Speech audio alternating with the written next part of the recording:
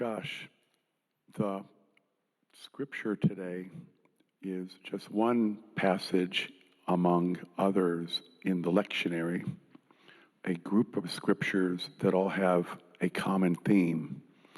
And I'm not going to read those other scriptures, but I'm just going to kind of summarize in my own words kind of the gist of what they're about.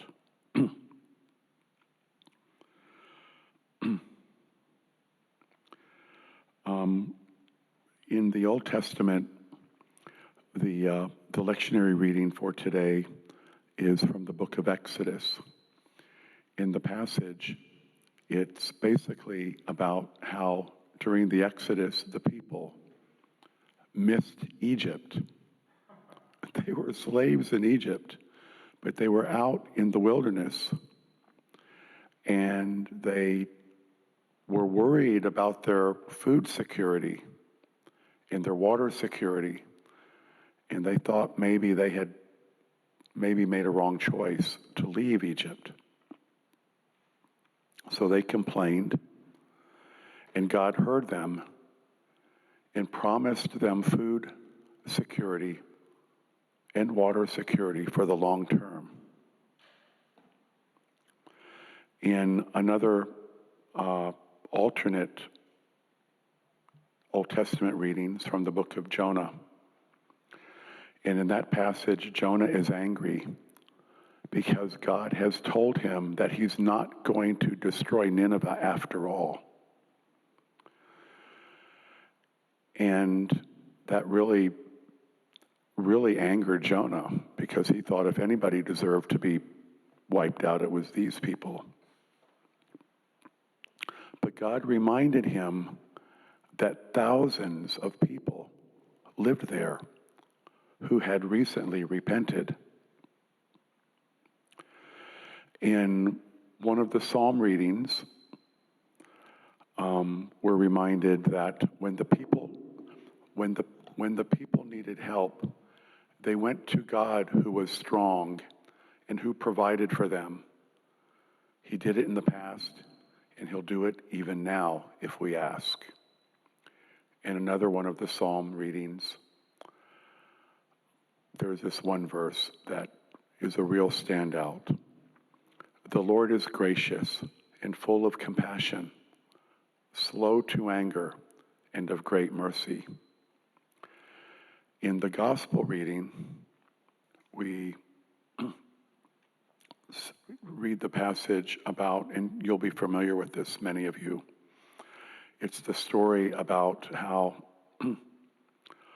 the houseman needed laborers, and he went and hired people throughout the day. He hired people in the morning, midday, late in the afternoon, and almost at quitting time, because he had so much work to do. And he told everybody that he was going to pay them a day's wage. And at the end of the day, the people who had been there all day long working like crazy were paid a day's wage, and the people who were hired in the last hour were also paid a day's wage. And people wondered, the people getting paid, wondering, now wait a minute, is this fair? So if you put all those passages together, what are the common themes? Well, the common themes are that we live in a world that can be tough and complicated. And not everything is all so easy. But if we complain, God will hear us. And God will help us. That's what the scriptures are saying. The passage that I wanted to focus on, the lectionary reading, is the one that Wayne read. And in Philippians, by the way, Philippi was a city in the Mediterranean area that had a Christian presence. And Paul wrote a letter to them And in the letter, he answered some of the questions that they had proposed to him, and then he tells them other things that he thinks will be helpful. A summary of that passage is this: life is hard. The bulk of life is hard. Family life, work, the occasional death, all of these come hard to us. None of them are easy. But knowing what we know and reading elsewhere, we realize that life is hard for all creatures and all living things in this world. The animals of the field strive even for their very survival. Even the plants, the trees in the woods, the grass, they all strive for, it's a struggle. Darwin talked about it, survival of the fittest, right? And in our lives, we know this is true. It's a struggle to survive, especially if you live in this big city that I live in, of 8 million people who are all striving. Sometimes it seems against each other.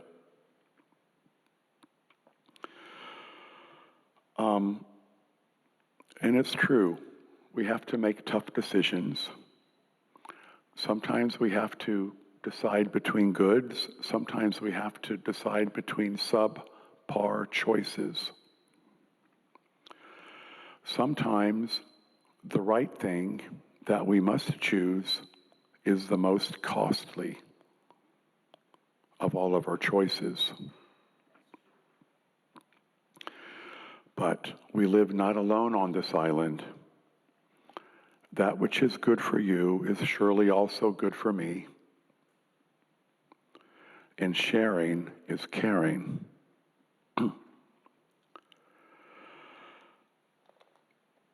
I'm reminded about a story that C.S. Lewis wrote. It's actually a book. It's my favorite book by him.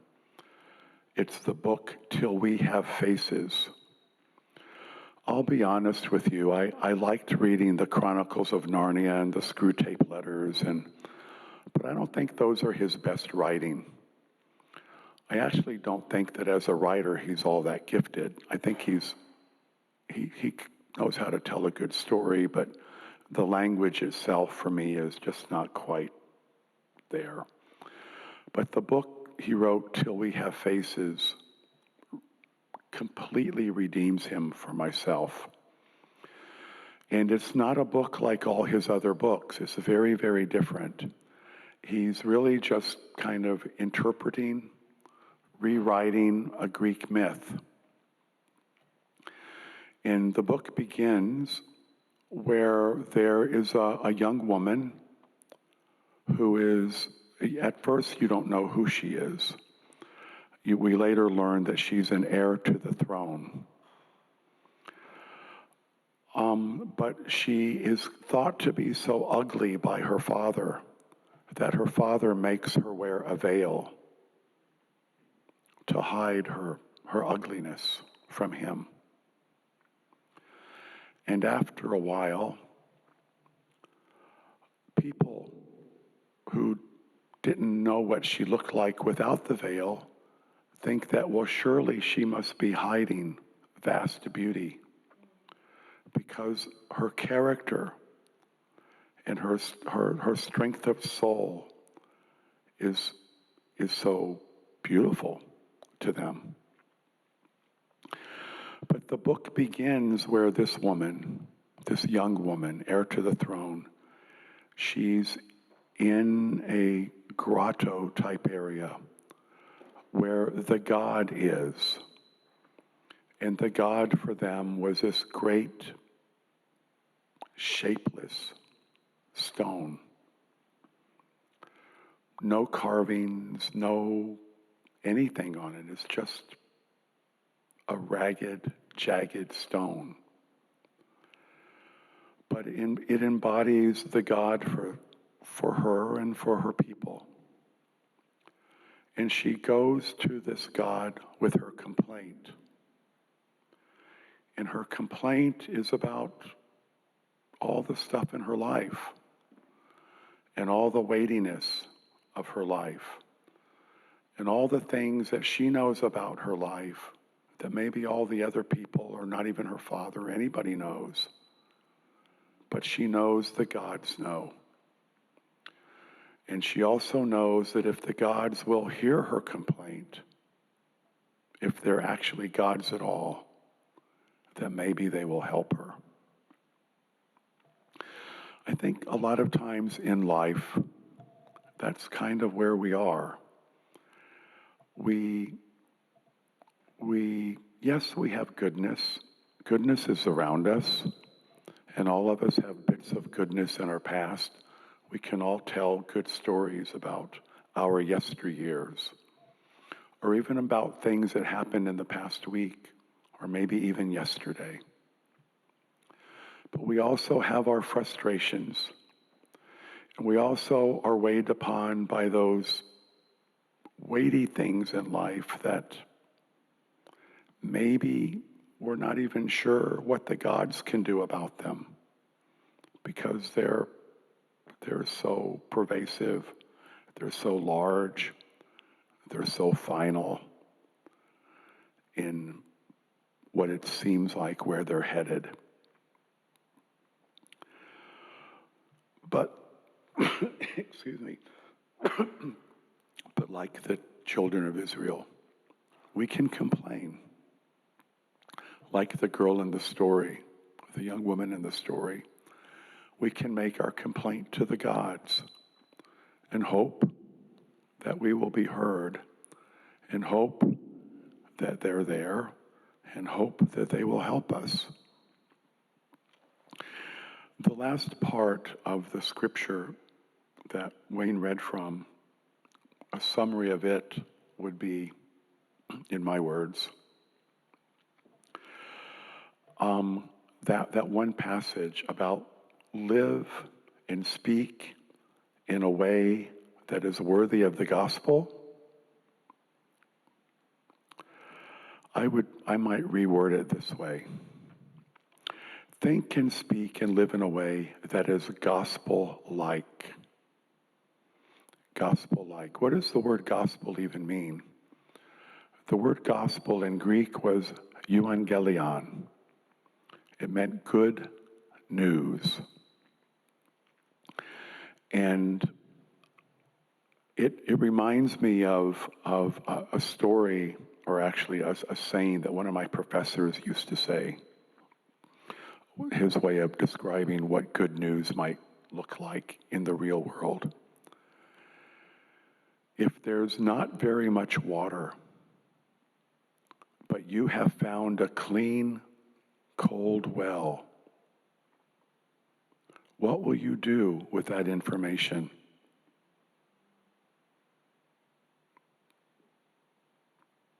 That's good news.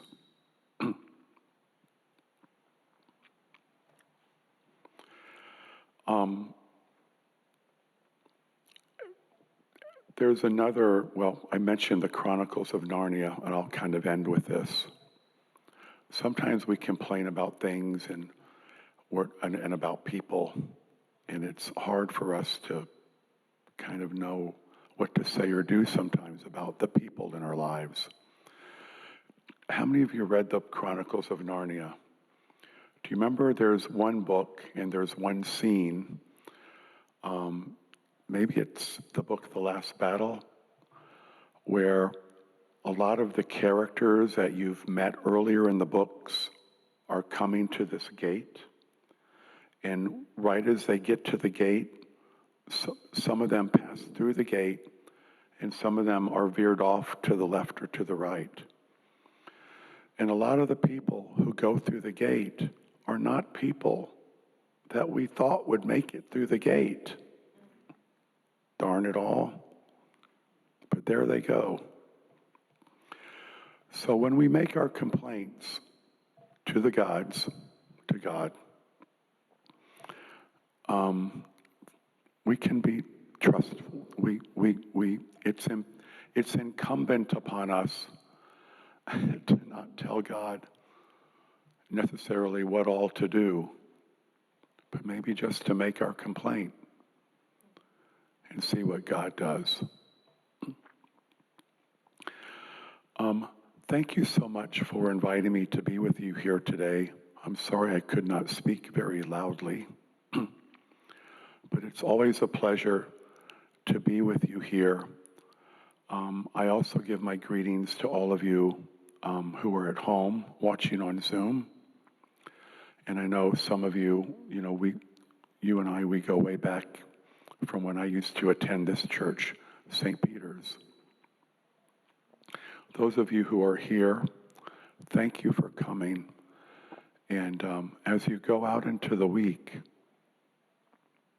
I hope something you heard today in this service through song or scripture, or maybe even through this short sermon, will be helpful to you. Thank you so much.